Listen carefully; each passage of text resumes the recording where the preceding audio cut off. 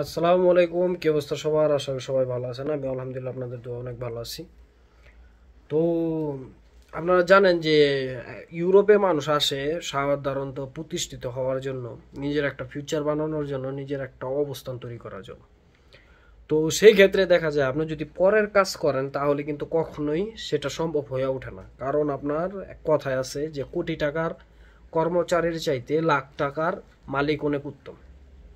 তো এই জন্য আমরা ইউরোপের এমন অনেক দেশগুলা সিলেক্ট করি যেগুলাতে আপনার কাগজ হওয়ার পরে একটা নির্দিষ্ট সময় গেলে আপনি ওই দেশে ব্যবসা করতে পারবেন, ওই দেশের স্থানীয়ভাবে আপনি দোকানপাট নিয়ে নিতে পারবেন।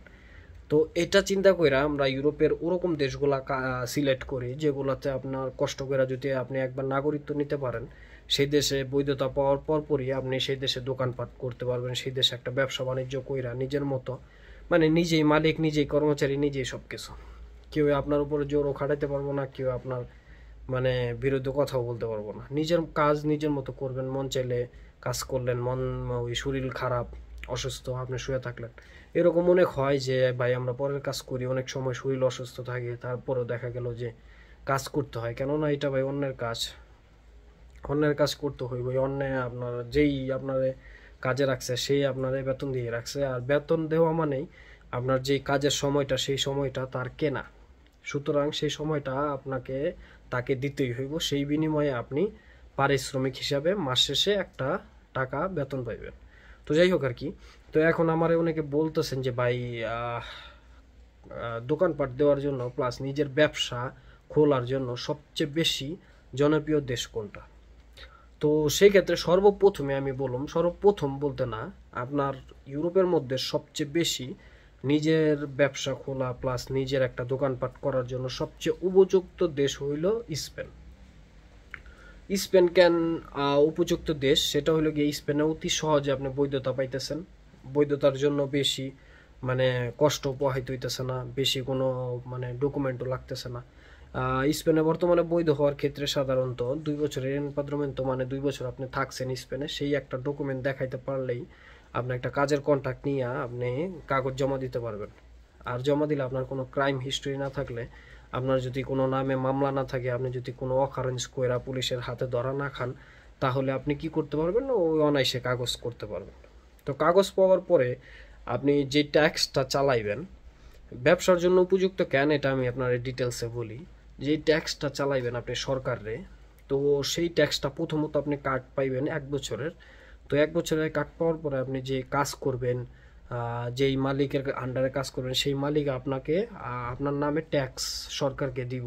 তো সেই ট্যাক্সটা দেওয়ার ফলে সেই ট্যাক্সটা আপনি ওই 1 বছরের কার্ড পাইলেন, তারপরে ওটা রিনিউ করলেন, আবার 2 বছরের পাইলেন, আবার রিনিউ করলেন, আবার 2 বছরের, তারপরে পার্মানেন্ট।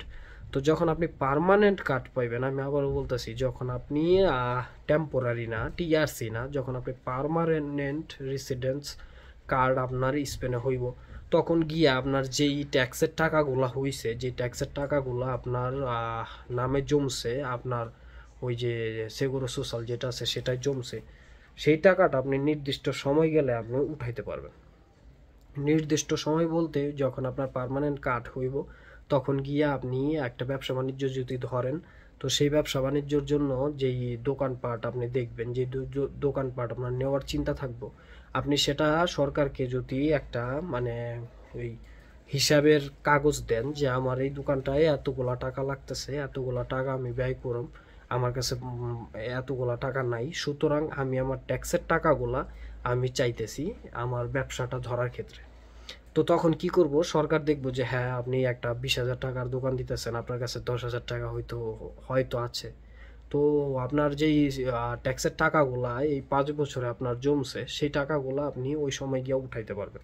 তো ওই সময় গিয়া উঠাইলে সেই টাকা দিয়েই আপনি একটা ব্যবসা বাণিজ্য ধরতে পারবেন। ইউরোপের মধ্যে আপনার স্পেনের সরকার যে সুযোগ সুবিধা দেয় যে ব্যবসা করার ক্ষেত্রে, প্লাস আপনি যখন পার্মানেন্ট কার্ড হইব তখন গিয়ে আপনি ট্যাক্সের টাকাগুলো আপনার প্রয়োজনের খাতিরে উঠাইতে পারতেছেন। এই মানে এই সুযোগটা অন্য জায়গায় আছে কি না আমি বলতে পারবো না। তার মধ্যে সবচেয়ে বড় কথা হচ্ছে গিয়া, আপনি যদি স্পেনে একটা দোকান নেন, স্পেনের দোকানে সর্বোচ্চ আপনি যদি একটা নর্মাল একটা দোকান যেমন 2 জন চালাইতে পারবেন অথবা একজনই চালাইবেন এরকম একটা দোকান যদি ধরেন সাপোজ সবচেয়ে বেশি যেই স্পেনে বাঙালিদের কর্মক্ষেত্র প্লাস বাঙালিরা সবচেয়ে বেশি যেই দোকানপাটগুলো দেয় তার মধ্যে সবচেয়ে উল্লেখযোগ্য হইতেছে গিয়া ফ্রুতেরিয়া, মানে ফলের দোকান। তো সেই ফলের দোকান যদি আপনি দেন সর্বোচ্চ আপনার 10,000 টাকা 11-12,000 টাকা খরচ হইব। তো 12,000 ইউরো খরচ হইলে সেই 12,000 টাকা আপনি একটা মানে ক্যালকুলেশন করেন যে আপনি প্রতি মাসে আপনার 540 টাকা করে 8 ঘন্টার যেই ট্যাক্সের টাকাটা 8 ঘন্টায় আপনি 540 টাকা করে আপনি জমা করতেছেন। তো সেই অ্যামাউন্টটা 5 বছরে আপনার কতগুলা টাকা হইব আপনার অ্যাকাউন্টে, ট্যাক্সের অ্যাকাউন্টে। তো সেই টাকাটা যদি উঠান আপনি ওরকম ছোট ছোট দুইটা দোকান দিতে পারবেন। তো আবার কথা আছে যে একটা ভালো দোকান দেওয়ার ক্ষেত্রে ভালো একটা পজিশন, ভালো একটা এলাকায়, ভালো একটা জনমানব আছে অনেক, আবাদি বেশি, ওরকম একটা দোকান দিতে গেলে আপনার 15-20 হাজার টাকা 25,000 টাকা খরচ হইব। তো সেই খরচটা কিন্তু আপনি বাংলাদেশ থেকে একটা টাকাও আনতে হইব বলে আমার মনে হয় না। অনেক এরকম দোকান দিছে আমার চেনা পরিচিত, প্লাস আমার ভাই বেড়াদের অনেকগুলো আছে, তারাও আপনার এরকমভাবেই দোকান করতেছে প্লাস এরকমভাবেই দোকান দিছে। তো তারা 5 বছর পরে যখন পার্মানেন্ট কার্ড পাইছে তখন তাদের ট্যাক্সের টাকাটা উঠাইয়া তারা দোকান করছে।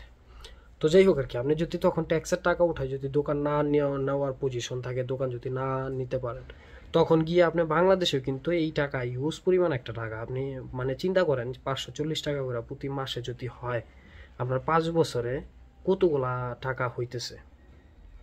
তো সেই অ্যামাউন্টটা দিয়ে আপনি বাংলাদেশেও কিন্তু একটা ভালো দোকানপাট করতে পারবেন, ভালো একটা ব্যবসা ধরে নিতে পারবেন। তো যাই হোক, এখানেও কথা আছে আপনার স্পেন কিন্তু সারভাইভ করার জন্য এরকম একটা ভালো কোনো কান্ট্রি না। স্পেনে কিন্তু 2 বছর সারভাইভ করা এটা অনেক বড় একটা কিছু। তো এই 2 বছর আপনাকে অনেক কষ্ট করে সারভাইভ করতে হইব। প্লাস নতুন অবস্থায় স্পেনে কীরকম বেতন এটা আপনার ভাই বেড়াদার কেউ থাকলে তাদের জিজ্ঞেস করতে পারেন। নতুন অবস্থায় অনেক কম বেতনে কাজ করতে পারবেন, অনেক বড় ডিউটি, লম্বা ডিউটি, 13-14 ঘন্টা খাটাইব, তারপরে বেতন দিব 600-700। তো এটা সবার আর কি পোষায় না, কেননা অনেক টাকা আপনার রেন্ট কইরা অনেক টাকা ধার নিয়ে তারপর আপনারা অনেকে ইউরোপ আসেন, সবার তো আর ভাই ক্যাশ টাকা থাকে না।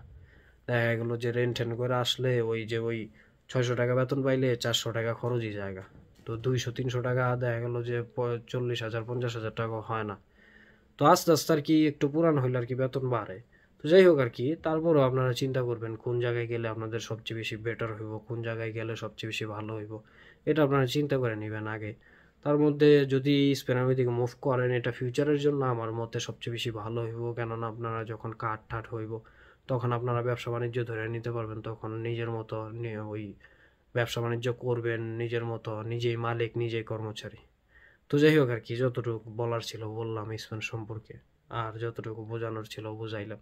তো যাই হোক, ভিডিও আজকের মতো এই পর্যন্ত। ভিডিও ভালো লাগলে অবশ্যই লাইক করেন, মন চাইলে শেয়ার করেন, আর পারলে অবশ্যই চ্যানেলটা সাবস্ক্রাইব করে রাখবেন। তো দেখা হচ্ছে পরবর্তী কোনো ভিডিওতে, সেই পর্যন্ত ভালো থাকেন, সুস্থ থাকেন, আল্লাহ হাফেজ।